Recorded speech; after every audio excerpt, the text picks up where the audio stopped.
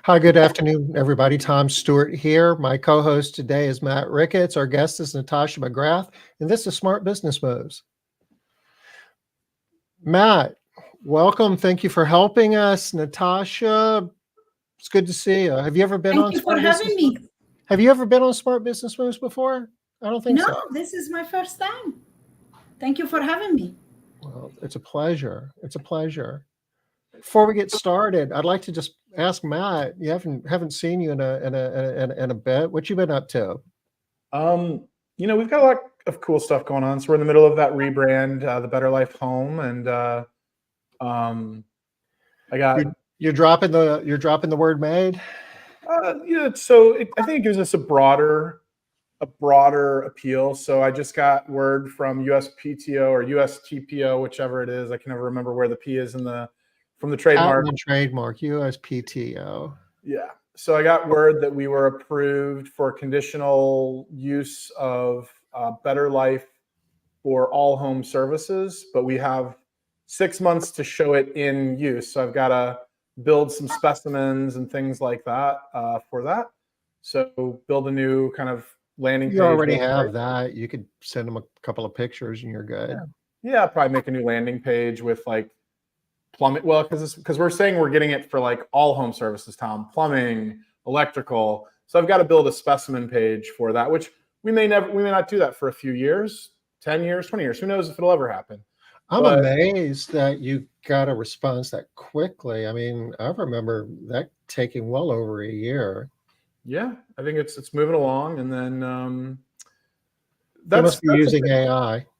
Yeah, that's a big one. I got a good lawyer, and I think this is stuff that I used to DIY myself like years ago, and now I'm like, yeah, I should hire people to do that. I'm sure your lawyer is good, but the people in Washington are still the people in Washington. So yeah, that's true. Hey, Nate, good to see you. That's a big one, and then we're getting ready for our annual all-employee training day. We found a really great company called Filament here in St. Louis that puts on events.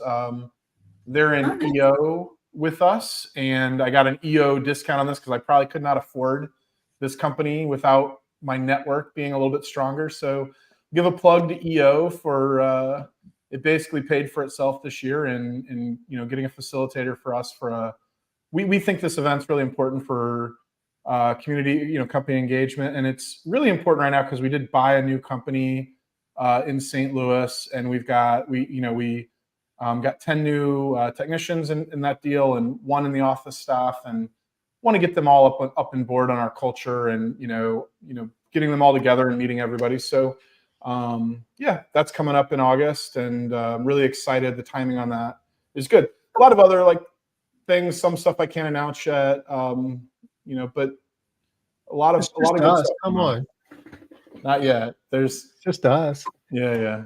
How many companies have you bought over the last year? Just 2, and I think I'm that's still 2 more than most of us have bought.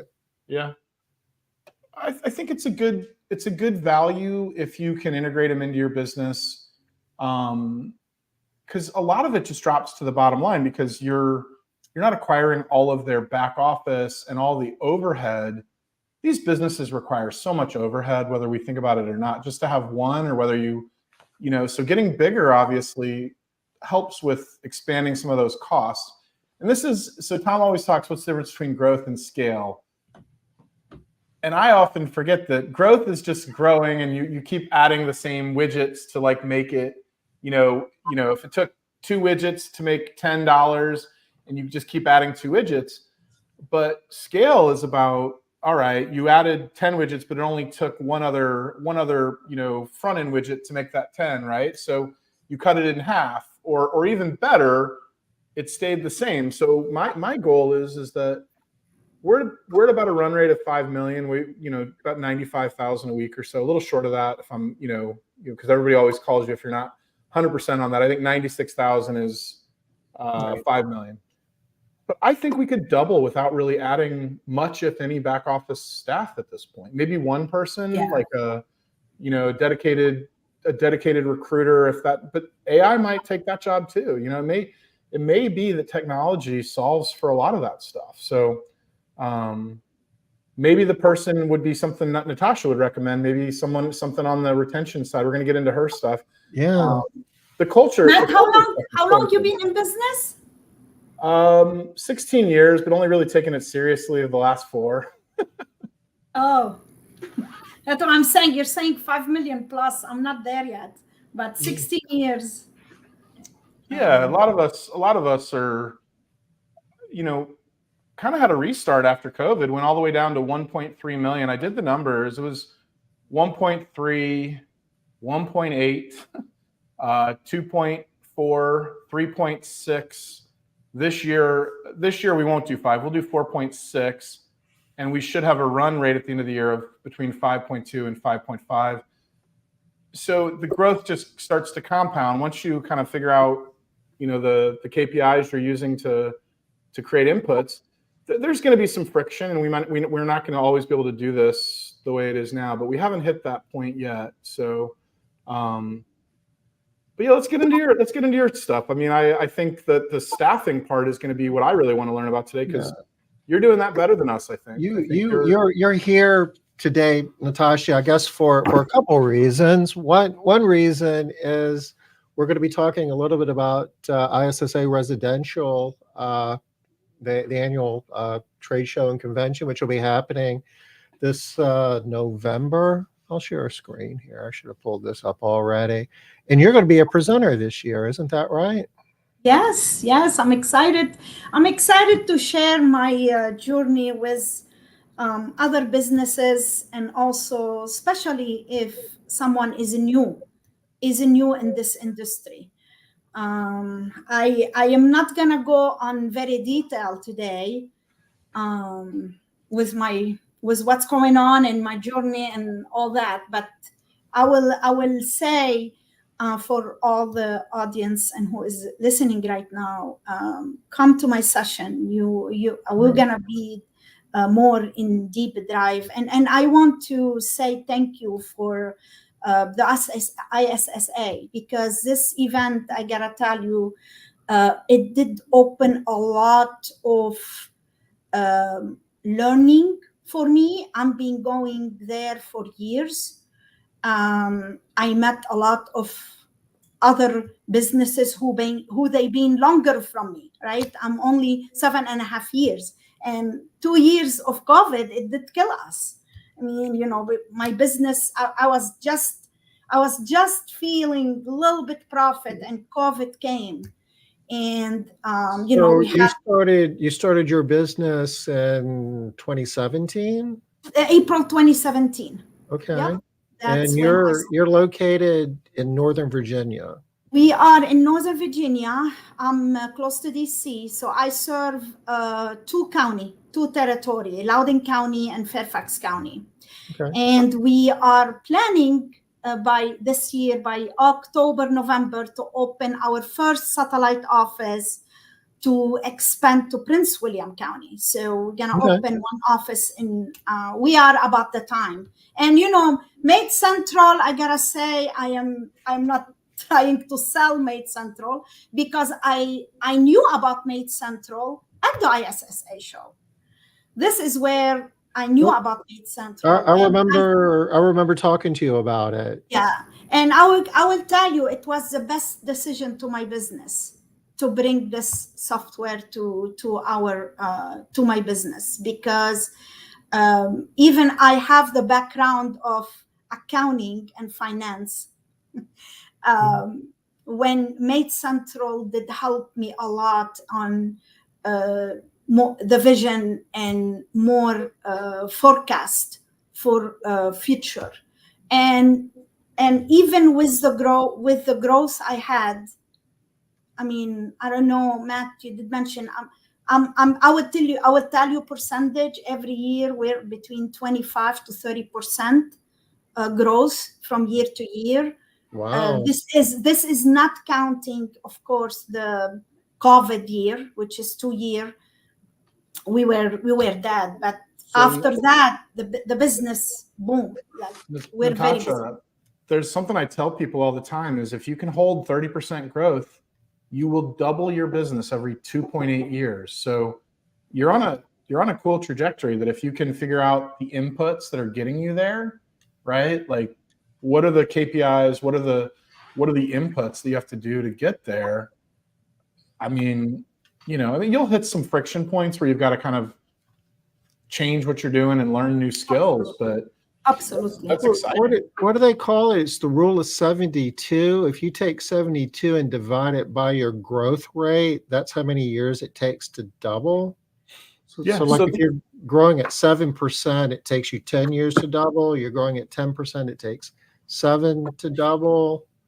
And 72 divided by 25 is less than 3. Yeah. I think it's exciting when I see people in like the 20-30% range, because you're going to open up more resources for yourself to be able to do the things you want to do for your staff. And so, figure out what those inputs are. I'll give 2 pieces of thought that came across my mind. And one of them doesn't apply to you because you are a franchise. But if we all acted like we were franchises and put another 6% back into our business, right? And just reinvest in brand and marketing and our staff, how much faster could we grow? And then the other thing that I think it sounds like you're doing, and maybe you can talk about, is the less valuable I become in my business, I feel like the more valuable my business is. And those are like 2 things that have been on my mind. And whenever I hear people growing fast, I want to know how much less they're doing than they used to do. Like that they're. Oh my God, a lot, Matt. Myself, a lot. I would tell you that's why I am on the community a lot. That's why I am everywhere. That's why I serve in 4 boards. I'm part of 3 committees. So I'm serving right now outside my business in the community, because what it take me was Maids Central. I have only 2 employees, really, 2 managers here. I have 1 manager, 1 assistant. And sometimes I feel like, even with the busy time, like I can get probably to the point just to bring part-time, because Maids Central doing a lot of work for us. But my manager being with me for, I think, 1.5 years right now. She's smart. She's a quick learner. She run everything. She hire, she fire, she write up.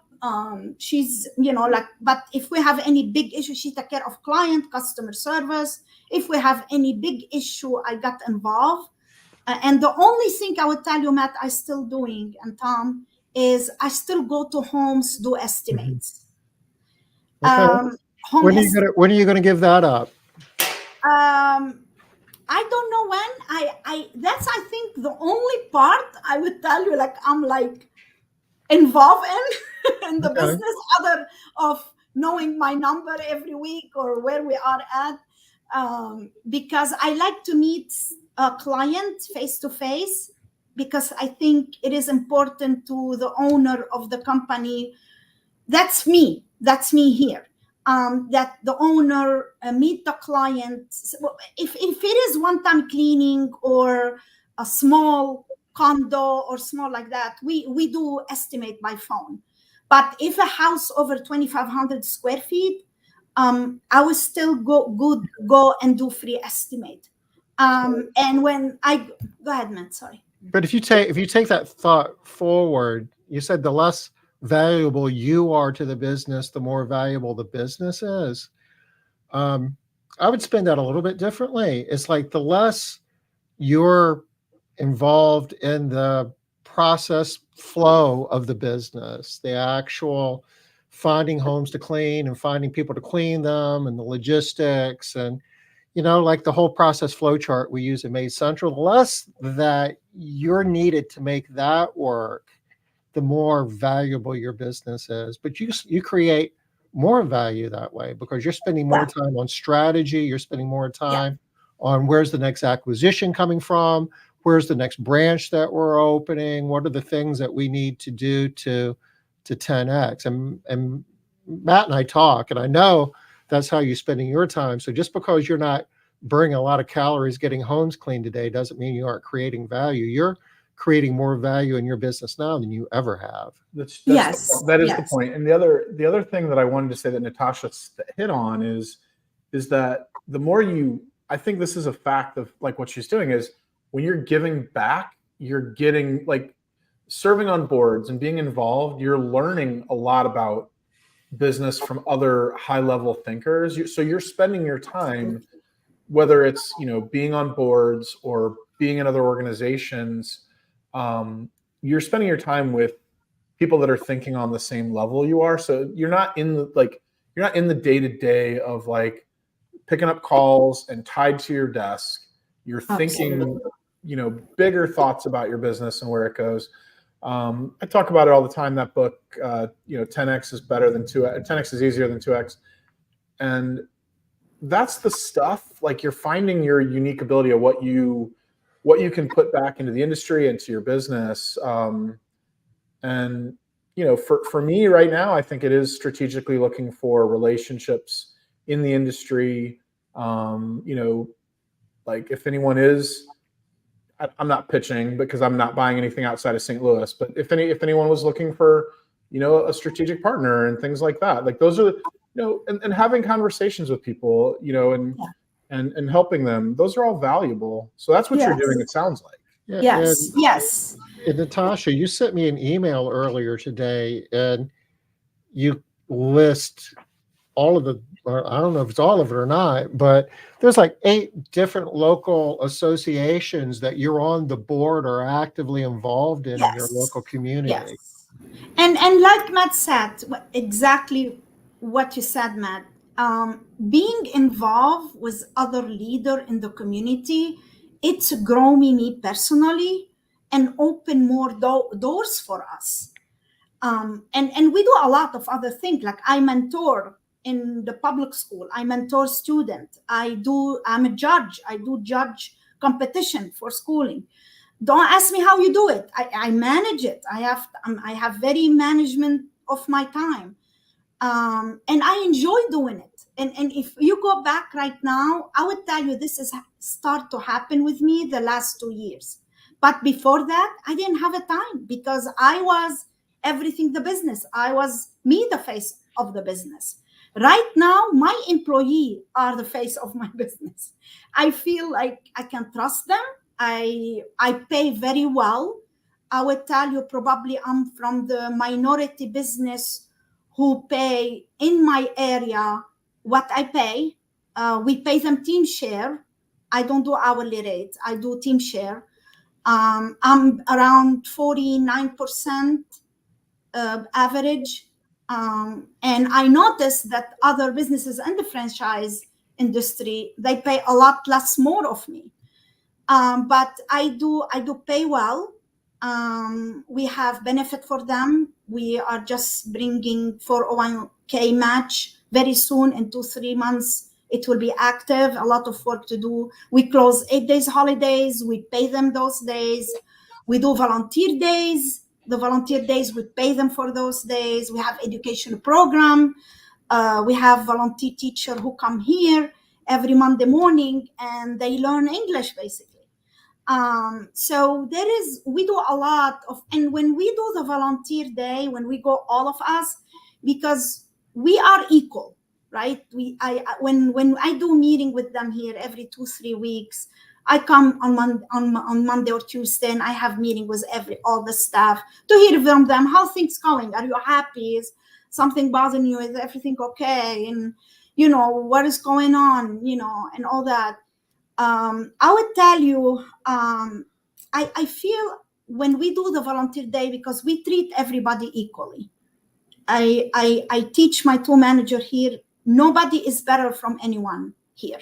We treat everybody equally. I go with them when we go do volunteer day because even I am the CEO, but you know what? This is company work. So you say volunteer day. How does that work? So we reach out to nonprofit community in where we live, and we ask them, we would like to do a volunteer day with you. Like what do you need help on? What can if we come, we're gonna come an army of 27 people, 27 people. What can we help you what can we do for you for a couple of hours, for one day. And so normally these are like agencies or like nonprofits nonprofits in your we work local with community that you're sending 27 people to.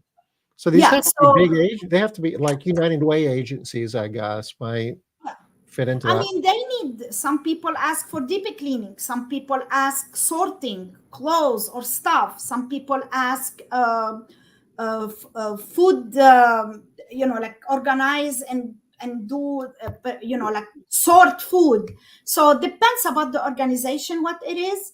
And they will love that. I mean, the team love that because... Give us an example of an association, an agency that y'all did a volunteer day for. So example, we have Loud and Hunger Relief, who they feed hundreds and hundreds of people every week. So what we did is actually with them, we did the drive. So I do annually constantly drive. And I don't want to go in detail, but I will say this. So what is that? That for the last 3 years, I let involve my client with me on this. So we do drive, we do food drive, we do book drives, we do shoes drive.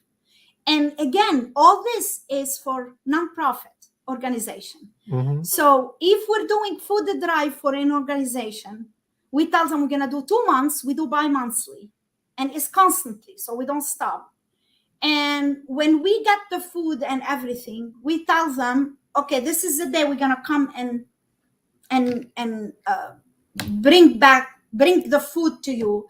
Would you like us to donate? And would you like us to volunteer that day so we can sort all this food? We can organize, because they get donations always. It's not only from You've Get Made. These organizations, they get donation if it's food or clothes or shoes, or there is organization Loud and Literacy Council. They got always books, and these staff who work there, sometimes they don't have a time to finish up everything.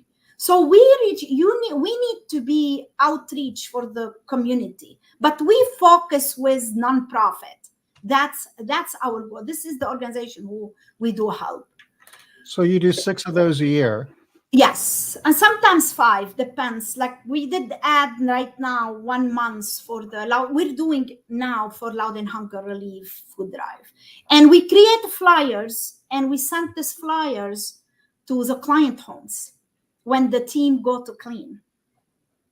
So that will leave that because we want also to show the client that not only is us an employee, and also the community need us. They need you. I'm talking about the client. And I would tell you, the client, a lot of clients will participate on those drive, and they appreciating what we're doing. So, so that will, yeah. And we've been doing this for 3 years. And you must be very well known in your local community, your personal involvement, and then getting your entire company involved. Yeah, and the good news with the volunteer day, we are doing culture and team building there, because they're working together in the project, and we take them for lunch when it's done, because we go for like 4 or 5 hours, and I take them for lunch, and they need each other, because you know how it is on the cleaning business. In the morning they come, they take their stuff, every team, and they leave.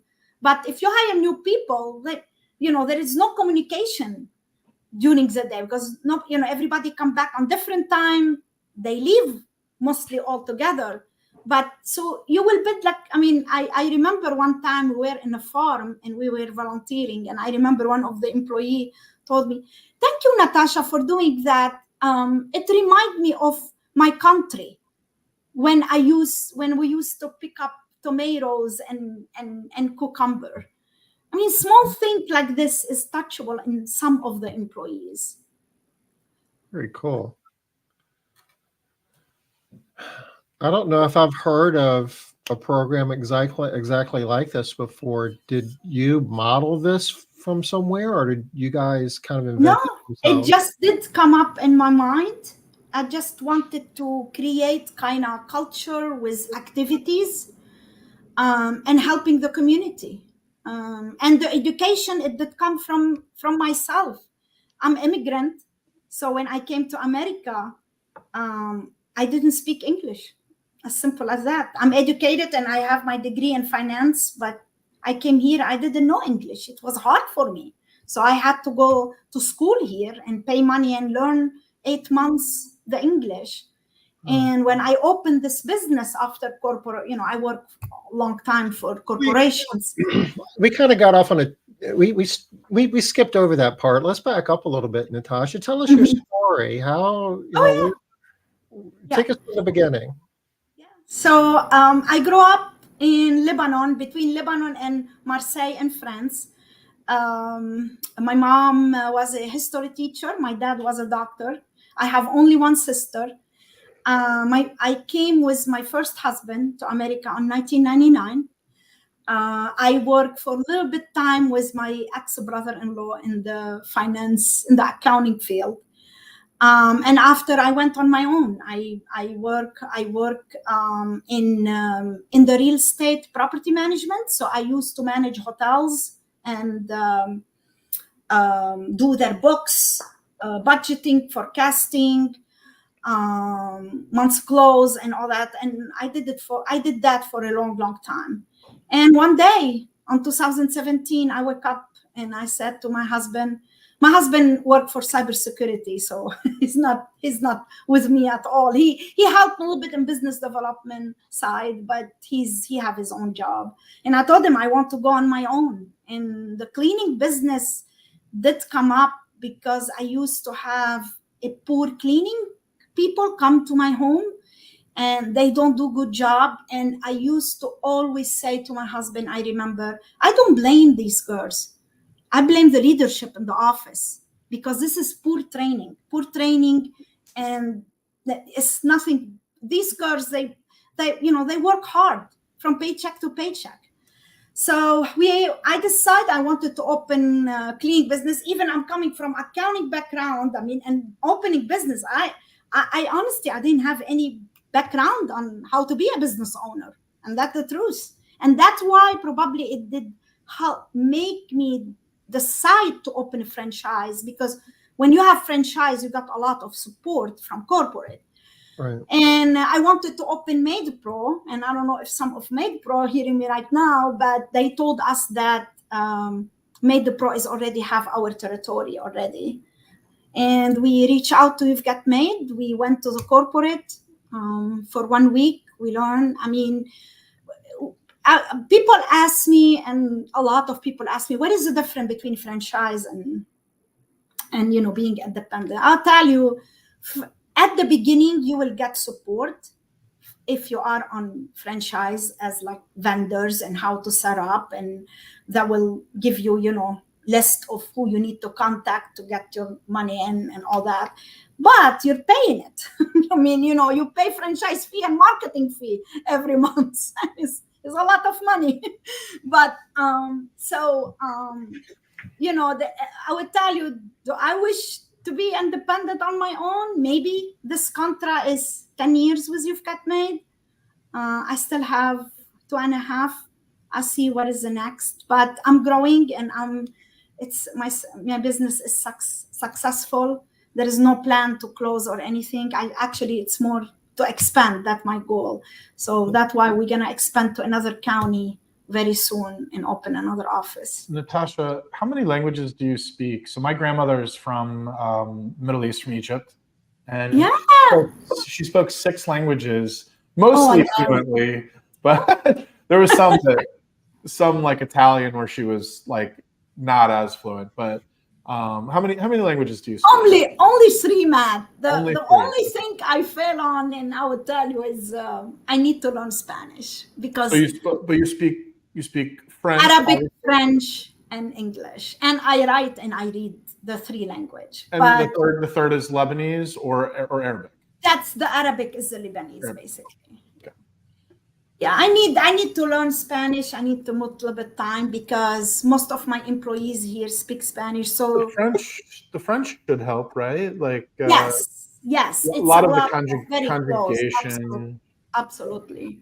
So I would tell you how it did come up. The education idea is I used to do meeting, and half of my employees sitting on the conference room, and they don't know what I'm talking about. And it did hurt me because as immigrant and I came to here, I knew that the English is very important to learn. And this is how it did come up, the idea for me to bring them a teacher to teach them. Now I know that you guys met, probably it's different. It depends about every area, because I know from other you've got made, they have all their employees speak English.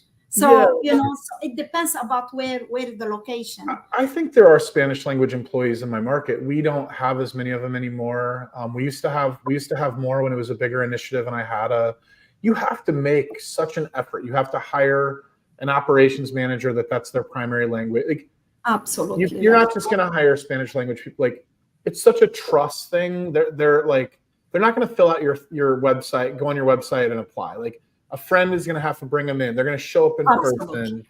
That's what happened to us. It's a trust thing. So if you got to go down that road and really be conscious of it. It sounds like you have some Spanish language employees. All of them met. Everybody is Spanish. Some speak English, some not. That's why it's required in my company here, when I hire manager or assistant, they have to be bilingual, because I don't speak Spanish.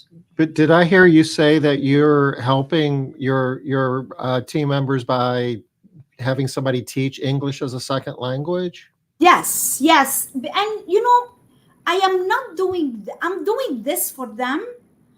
For first, if they are out at the client home, they will be able to understand if a client communicate with them. Sure. I want this employee, if she's sitting at home, she can do homework with her child. I mean, the English language is our base language here in America. I mean, it is important. And as it grows, people tell me, well, you're not having fear that, they're gonna leave one day. And I said, that's good. They leave for a better job. Isn't it? As a leader, this is what we want. It's not, these days, like if you're paying well employee, you can find employee. And like you said, Matt, my employee is word of mouth. Most of them, and Facebook. Yeah. Because like you said, we have the forum online on the website of You've Got Made. I probably every 6-7 months to get like one forum, because all my business is word of mouth and referral. I find the companies that are doing like what you're doing, that are creating really good cultures, especially with the Spanish language employees, and helping lift them up. They have wait lists for employees. Like, so we're all like hiring. Like, I've got to have a full-time recruiter.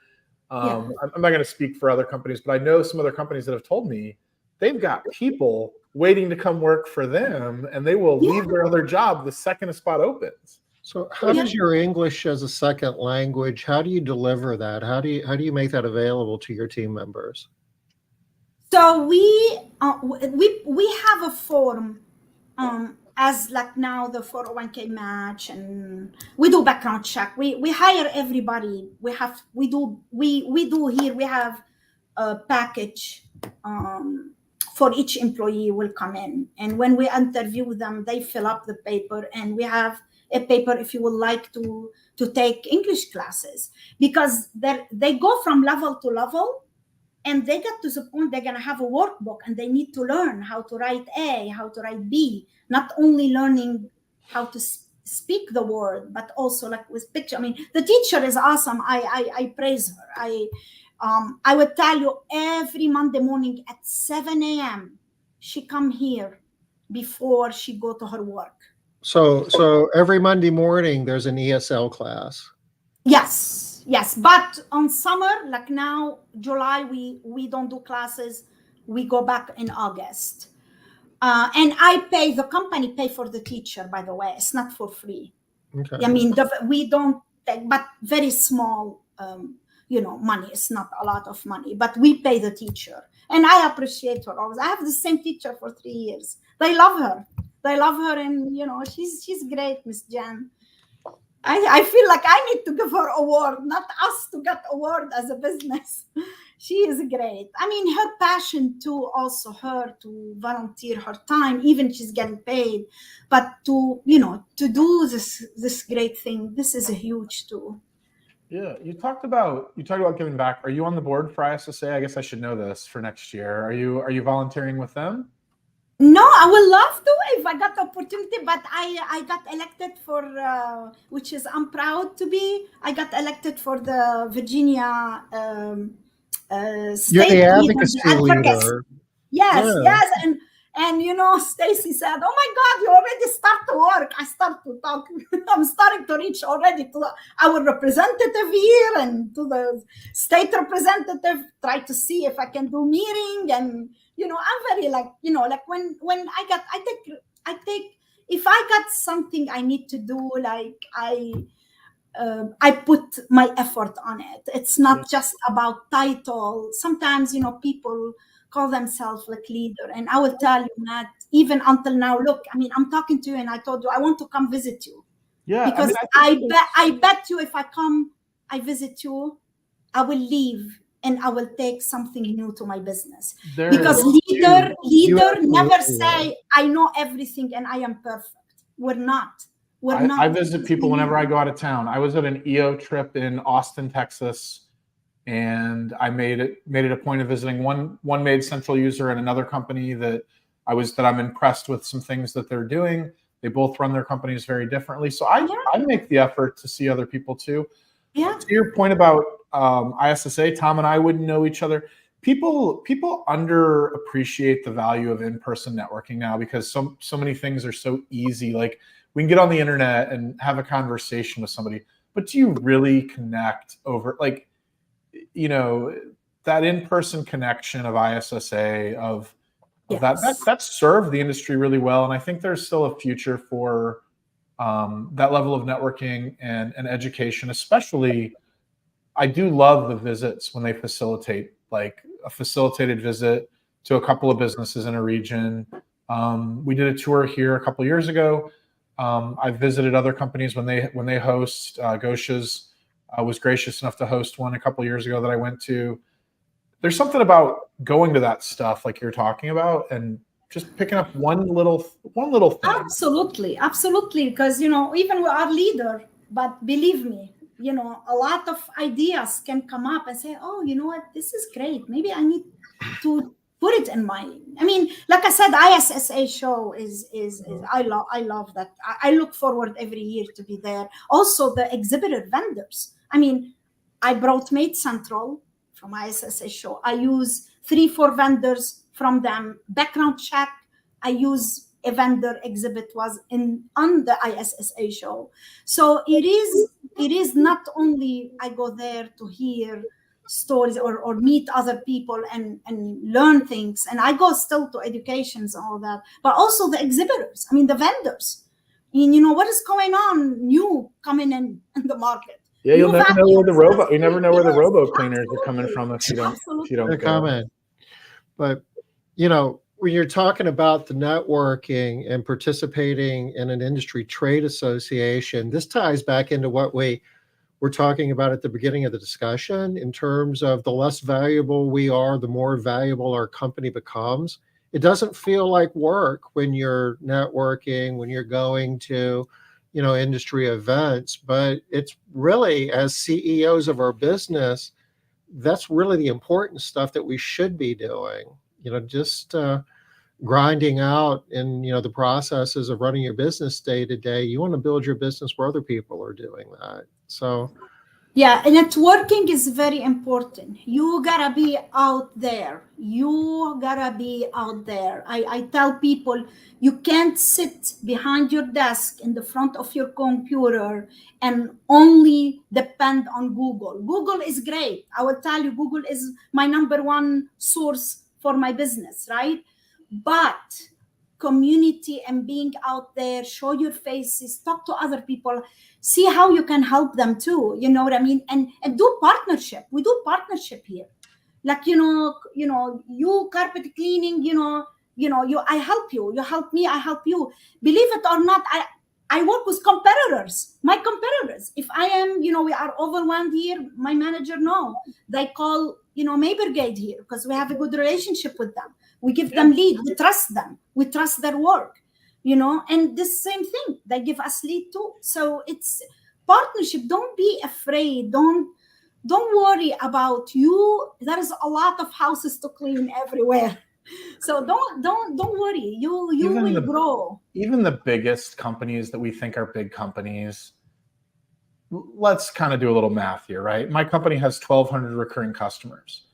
There's 3 million people in St. Louis. So say that's 1.5 million households, and let's say of those 1.5 million households, 10% are kind of a target market for what we're doing. I have less than 1% market share. Does that sound reasonable, Tom? That's just, I'm making a number up, but. And you run into like legitimate companies on a regular basis in your own market that you didn't even know existed, right? Yeah, I mean, I met someone the other day that has a $2 million company that I was like, and I found their website and I was like, dang, they're like I had not heard of them really, and they run a pretty good shop. I'd seen them on some Google, on like some competitor reports, and we, so we ended up getting, chatting. They were interested in joining EO, and kind of I'm on the recruitment side for EO St. Louis, so I had a conversation with them. I was like, very interesting that I'd not really run into them before. And St. Louis has there's an $8 million competitor that's almost double my size down the street. There's a $3 million competitor 3 miles this way. There's a $2 million competitor, maybe 2.5 across the street. And there is, like you said, there's more than enough business to go around. None of us have more than a percentage or 2 of market share. Even the biggest guy in town, he probably only has 2% market share. There is so much business to go around. And we find that if we hire and we have the availability, we can fill people's schedule. It's, labor is still the lid. Getting people trained and keeping them is harder than it is to get customers. And I think that's what we all want, right? Like, that balance. And I think it's there. I don't know all the answers. Some of it's like easier as we get a little bit bigger and we're kind of known. We have like a formula for how we put a quarter in and get $1 out. But labor is still the most important. Like having great techs, like you're describing, is the most important part. I know you don't want to give away all the secrets of your presentation. Yeah. But what's the broad overview? What are you gonna share? What are some of the KPIs of your success? How do you measure your employee engagement? Yeah, that's a good question. What about if we talk about that on my meeting? Okay, we can talk about that in November if you want. But I think I would tell you consistency. That I don't know, maybe a lot of businesses don't agree on me on this. We keep consistent team to client. 75%, 80%. I feel the client is happy and the employee are happy. We've been tracking that for the last couple of years now, and I can tell you that the more consistent you are, the lower your customer churn is, the lower your employee turnover is, the higher your revenue per labor hour is. We talk about core KPIs in the Maids Central world, and a lot of your core KPIs are moving in the direction you want them to go as you're able to create that consistency. I agree. And this is, I think, what it helped me. I don't have a client leave unless they're moving. And I will tell you, I mean, if I look, I don't have that, but you probably can see, Tom, my ratio on client leaving, very, very low, very low. Or they're moving, or they financially they lost their job. We can't control. We have people always say, and they come back. 1 or 2% are dying or moving. So like, but you're in Washington, D.C. Nobody loses a job in Washington. Oh yeah, right.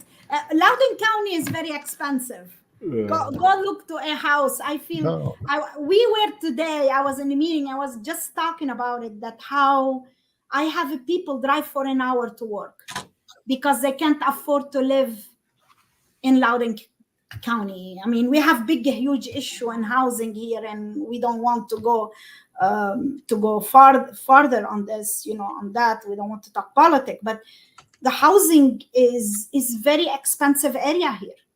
So that's why I have to pay high too. So they get, people can, it's expensive here. It's expensive to live in DC area. I just went to ChatGPT and asked it for the top 10 household incomes by county in the U.S. Loudoun County is number one. $147,000 is the average household income. Number two is Falls Church, which is, do you service Falls Church? When I will open the office, I will start to be. I do one zip code of the Falls Church, the 22043, Tyson, around Tyson Corner area. Which is like 147. Basically, they're almost tied, and then you start going out to California. So you've got the two most highest household income counties in the entire country. And when we get people that will, they can afford us, but they don't want to pay. But it's okay. They're not my client. They're not my client, unfortunately. But it's okay. Not every prospect is my client. There will always be that, some of our employees leave and think because they know how to clean that they have all the information to start a cleaning company. And so they'll underprice and do it for a few months until they realize this isn't sustainable. So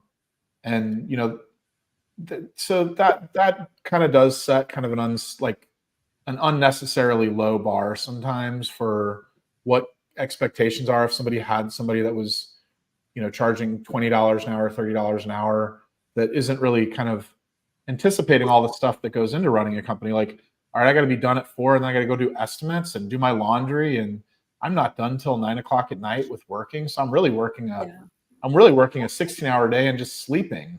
Yeah, we don't overwhelm them here. I don't know about you, Matt. I mean, my team, my structure here is 2 people.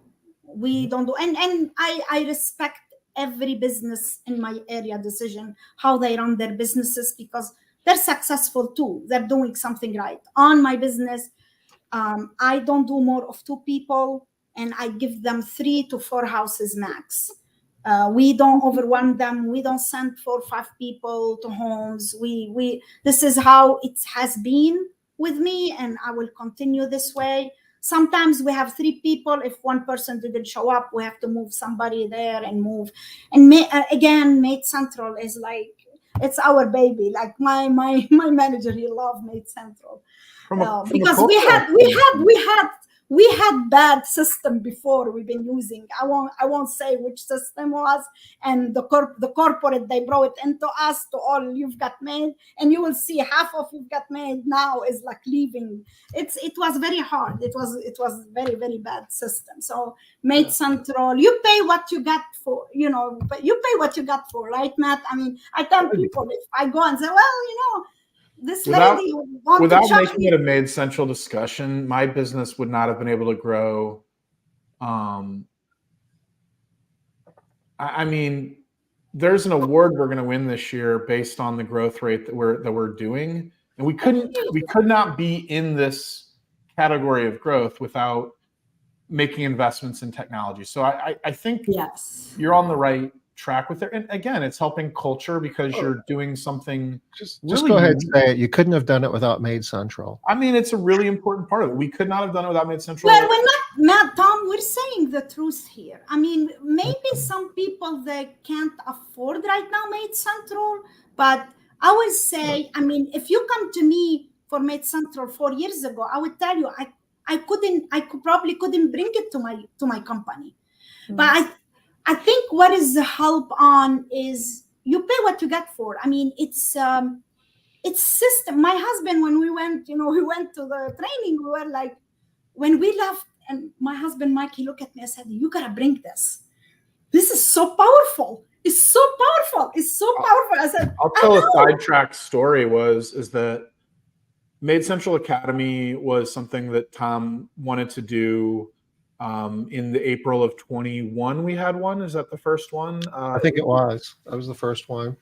And put together the content of that. I was part of the team that put together the content. I was teaching the sales and marketing, but Tom was teaching the financial part, and he brought out the model, which is the model that I've known about for a while.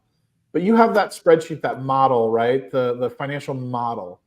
And I started playing with that. I started like looking at it, and I started messing with the numbers and like, what happens? Did some what if scenarios if we did some things. So I ran my marketing up, right? And okay, that was good. Now we got to fix this other thing, which is customer attrition. Now we got to work on employee attrition, right? So we started, focusing on one or two of those metrics a quarter, right? Like one or two of those things, and having good data allowed us to do that. And the model of Maids Central is built on, again, this business can be this is what happens to everyone in this business is we get bored because it's really a simple business, but it's not easy. Like you know exactly what you have to do. And Tom catches me getting distracted all the time because like opportunities start coming at you when you start being a little bit successful. And I've had a few opportunities this year that I'm like, I got close and got excited. And then I'm like, no, I need to stay the course. I need just to focus on this kind of boring number here that I need to get better and focus on it. And again, it's simple, but not easy is the motto that I kind of just come back to is like, we know what we're supposed to do, but we got to just stay focused and not chase the next thing and stay focused on our people and developing them and pouring it back into them, which is what you're, we didn't get into the whole details of your talk, but that's going to be the big part of what we're going to talk about at ISSA. Yeah. Yes, I'm excited, and I will be also going to other session. I want to see other people what they're doing. Like I said, it's always great. It's great, and if anybody will like to come visit me, it doesn't matter from where, and Matt, I promise you I will reach out. I really wants to come see what you're doing, because you were when we were on the training on Maids Central, you were one who you did speak about the marketing, and we were so impressed. Good luck. There's a lot. Great job what you're doing. We are so impressed of the numbers and your ideas, and I mean, this is great. There's a lot of great ideas inside of Maids Central. One thing I'll say is that like the community has really shaped the software over the last few years. And so I see a lot of cool things going, like when we talk about employee engagement and how important that is. Yeah. Like, I don't know, I can't promise I'm not on the team anymore, but I know they're listening, and I know that like those things are like on the roadmap. And I'm excited to see what comes out this year, and I'm really excited for convention. I think this will be the first year I haven't had to speak and do anything there in a little bit, and it'll be nice just to be a guest and to just enjoy my time. You're not speaking at the moment. A lot of things can happen between now and November, and you never know when you show up in Vegas and find out that a speaker had to cancel last minute. You're on the short list. I have a couple presentations that I keep prepared in case Aaron asks me to do something last minute. So I always have a couple prepared. So you're not off the hook yet. Right. It's true. You'll be great for marketing, Matt, piece, because you're very great on that, the marketing. Well, Matt's been putting a lot of thought and has written some papers on the future of the industry and how it is scaling, and it will continue to scale. And big companies are getting bigger. It's going to It's going to be an exciting time. It's really exciting time to be in the house cleaning industry. That's for sure. I have a meeting. I take meetings with private equity. I have a meeting on Friday with, someone in the private equity space. And, if people reach out to you to buy your business, don't say no. Like, just listen. You don't have to talk and tell them everything. Just get on a call with them and find out what they want and what they're interested in and see where there's an overlap in the future. Because I think it'll tell you how to make your business more valuable by listening. So I recommend that to people. And that gets back to how you spend your time as the CEO. Get out of the day-to-day, build a team, and you can be setting the vision. You can be working on the strategy. The more time you spend doing that, the more opportunities you're going to create. You don't know what you just get back. I think I lost you for a couple of seconds. We went black. And you are back right now. Okay. Oh. Well, Matt, I'm looking forward to see you. I hope all the audience will come to the show. If you are new business, you need to come to the show. I would tell you, you will leave with a lot of important information. And business take time. If you are in the beginning of your journey, believe me, I'm 7.5 years right now. And I still have, a lot to do, a lot of work, a lot more ideas to come in and all that. So business take time, but people needs to be patient. That the key is. Yeah, I agree. And I think it feels like a big sacrifice to get away and do this stuff when your business is kind of newer or early stage. Yeah. But,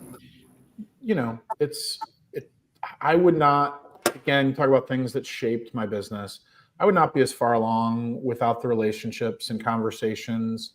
I'll shout out to Tom, to Alonzo, Liz, just people that you meet at these things, Derek Christian, like, and there's so many that are still, Sharon Tinberg was like one of my first coaches, and she'll never let anybody not know that she coached me when we first got started. But I got a lot of value out of that relationship early on because it was just stuff. We were good at a lot of things, good at marketing, but operationally we needed that experience, right? So whatever you're looking for, there's going to be something that you'll pull out of it. I hope. Yeah, I hope so too. So the show again is in November. It's in Las Vegas. It's at Mandalay Bay. It was Mandalay Bay for the first time last year. It's really kind of a cool venue. It's nice. It's convenient. You can stay right at the hotel. November 17th through 21 is going to be some education events.